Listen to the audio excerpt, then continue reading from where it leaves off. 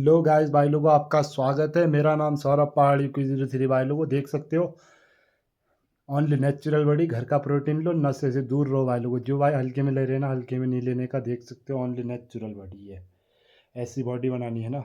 आजकल ये हो रहा है कि क्योंकि मैं थोड़ा कैंपिंग में ज़्यादा ध्यान दे रहा हूँ और थोड़ा वर्कआउट में ध्यान नहीं दे रहा हूँ, तो देख लो फिर भी ओनली नेचुरल बॉडी भी देख सकते हो। अब थोड़ा वर्कआउट का भी ध्यान देना है।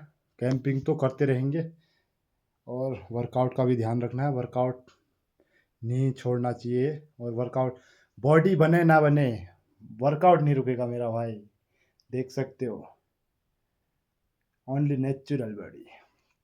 वीडियो कैसी लगी आपको शेयर करना ज़्यादा है, अच्छे कमेंट करना, और मेरा यूट्यूब चैनल है सब्सक्राइब करना। और फेसबुक में मेरा एक पेज है सौरभ पटेल करके, जो भाई चलाते हैं तो फेसबुक फॉलो करना। इंस्टाग्राम में सौरभ पहाड़ी की 03 फॉलो करना।